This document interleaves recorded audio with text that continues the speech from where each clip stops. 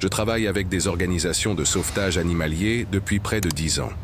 J'ai vu la souffrance sous de nombreuses formes, dans de nombreux pays, chez de nombreuses espèces. Mais rien ne pouvait me préparer à ce que j'allais découvrir dans un petit village de Bornéo. La mission a commencé comme tant d'autres. Un tuyau d'un informateur local concernant un trafic illégal d'animaux sauvages. J'ai atterri dans un petit aéroport cerné par une jungle dense et une humidité suffocante. Un contact local est venu me chercher dans un vieux camion sans climatisation. Nous avons roulé pendant 3 heures sur des routes défoncées qui traversaient des plantations de palmiers à huile. Le paysage était dévasté, des arbres disparus, une terre rouge à nu, de la fumée qui s'élevait au loin. J'ai interrogé mon contact sur l'endroit, mais il m'a simplement répondu que c'était un lieu que les touristes ne voient jamais. Nous sommes arrivés dans un village aux maisons en bois sur pilotis, où des chiens errants déambulaient sur les chemins boueux. L'air était imprégné d'une odeur de plastique brûlé et de fruits pourris.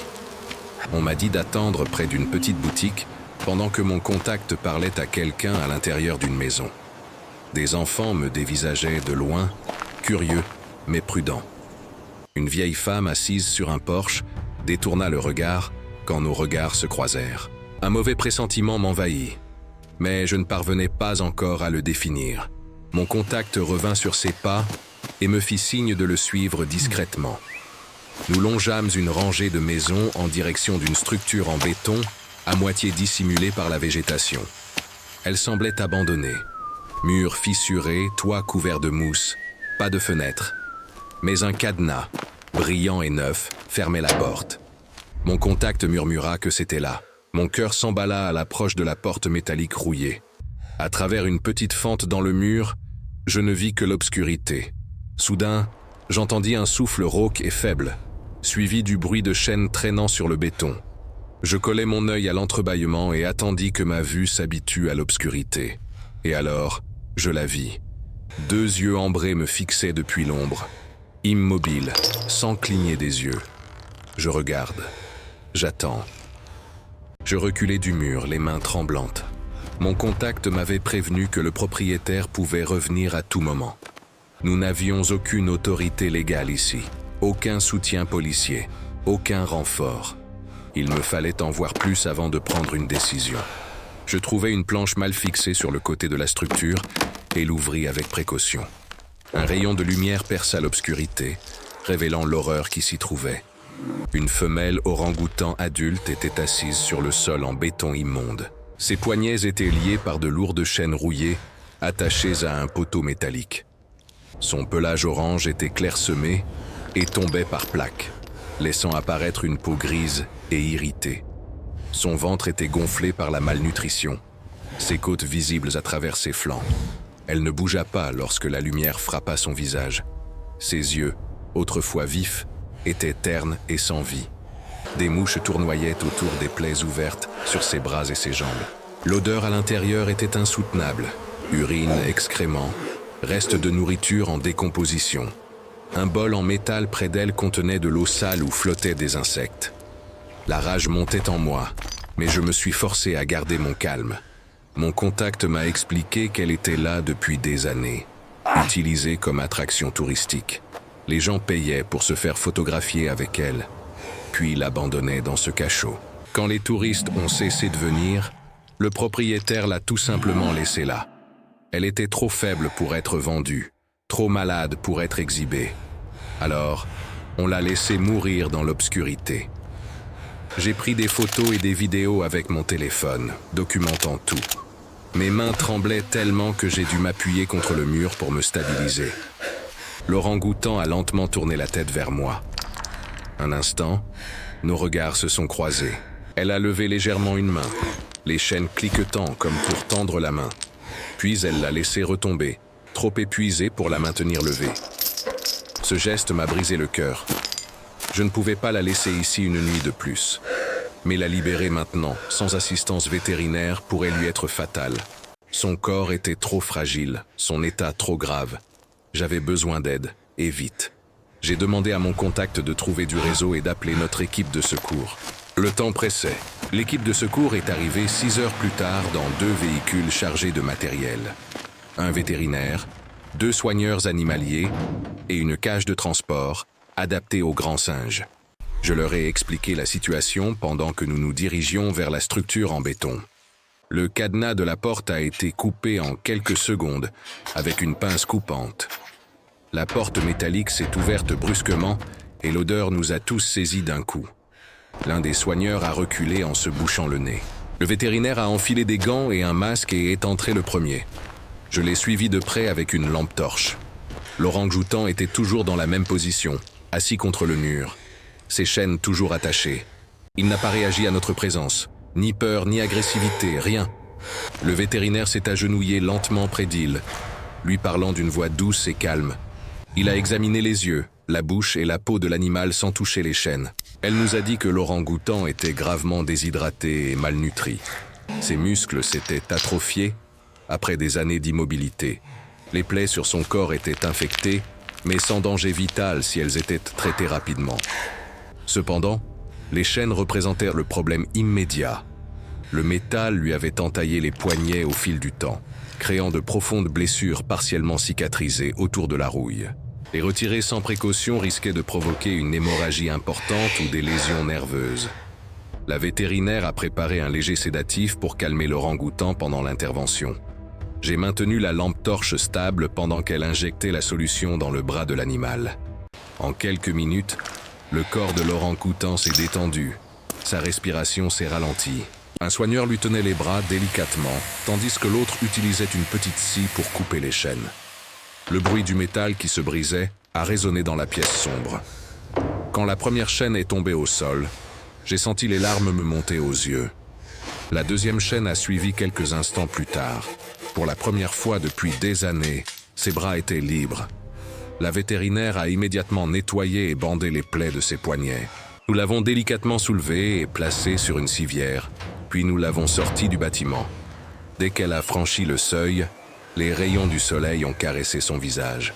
Ses yeux, encore mi-clos sous l'effet du sédatif, ont vacillé.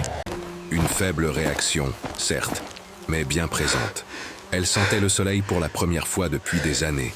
Nous l'avons installée dans la cage de transport et avons entrepris le long trajet jusqu'au centre de sauvetage. Je suis resté assise à côté de la cage pendant tout le trajet, observant sa respiration. Le centre de sauvetage était à 4 heures de route, à travers des chemins sinueux au cœur de la jungle. À mi-chemin, l'état de l'orang-outan s'est soudainement dégradé. Sa respiration est devenue superficielle et irrégulière. Le vétérinaire a vérifié ses constantes vitales et nous a informé que son rythme cardiaque chutait. Son corps était en état de choc suite au stress du sauvetage. Nous nous sommes arrêtés sur le bas-côté, entourés par une jungle dense.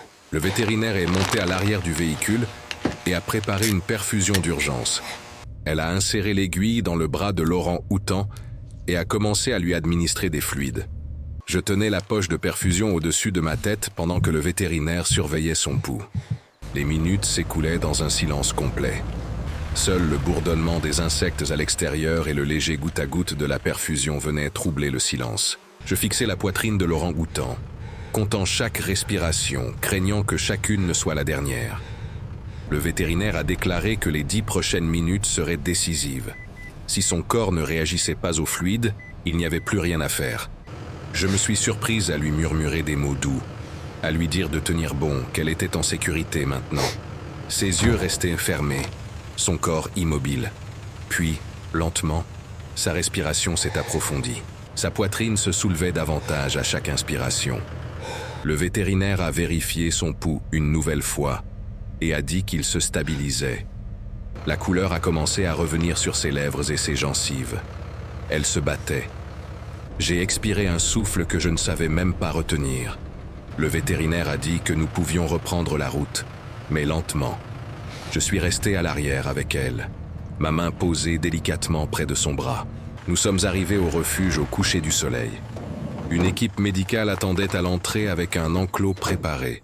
Ils l'ont immédiatement emmenée à l'intérieur pour un examen complet et des soins. Je suis resté devant le bâtiment médical, épuisé, mais soulagé. Elle avait survécu au plus dur. La véritable convalescence pouvait maintenant commencer. Je suis resté 3 semaines au centre de sauvetage pour suivre son évolution. Les premiers jours ont été critiques. Perfusion, antibiotiques, alimentation spéciale. Trop faible pour se tenir debout, elle était constamment à l'affût du regard des soigneurs. Lentement, son corps a commencé à réagir au traitement. Ses yeux, autrefois ternes et vides, ont commencé à s'illuminer de petites lueurs de vie. Elle a commencé à manger seule des fruits tendres, mâchant lentement, mais sûrement. Les plaies à ses poignets ont cicatrisé sous des pansements propres, changés 2 fois par jour. De nouveaux poils ont commencé à repousser sur les zones dégarnies de ses bras et de son dos. À la 2e semaine, elle était assez forte pour s'asseoir sans aide. Les soigneurs l'ont appelée Cahaya, qui signifie « lumière » en indonésien. Un nom parfait pour une créature qui émergeait des ténèbres après des années d'obscurité. À la 3e semaine, Cahaya a été transférée dans un enclos plus grand, avec des arbres et des cordes. Je l'ai observée de l'extérieur lorsqu'elle a touché un tronc d'arbre pour la première fois depuis des années. Ses doigts s'enroulèrent autour de l'écorce, en tâtonnant la texture. Elle se hissa lentement, ses muscles retrouvant des mouvements oubliés depuis longtemps. Elle grimpa de quelques mètres seulement, puis s'arrêta pour se reposer. Mais elle grimpait. Après des années enchaînées sur un sol en béton, elle grimpait. Je venais la voir chaque jour, assise tranquillement de l'autre côté de la clôture. Parfois, elle me regardait, soutenant mon regard pendant plusieurs secondes. Je ne savais jamais ce qu'elle pensait, mais j'espérais qu'elle comprenait. Le dernier jour de mon séjour au centre, je suis allé lui dire au revoir. Cahaya était assise sur une plateforme en bois dans son enclos, en train de manger une banane. Quand elle m'a vu, elle a arrêté de manger et s'est rapprochée de la clôture. Elle a tendu un bras à travers les barreaux, la main ouverte. J'ai tendu la main et j'ai laissé ses doigts effleurer les miens. Sa prise était douce, sa peau chaude. Nous sommes restés ainsi un long moment sans dire un mot. Puis elle m'a lâché, s'est retournée et est montée sur une plateforme plus haute. Elle était assise là, le regard perdu dans les arbres au-delà du centre.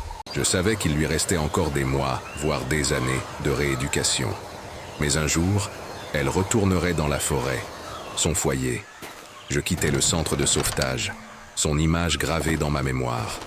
Un orang-outan oublié du monde avait retrouvé le chemin de la vie, et j'avais eu la chance d'en être témoin.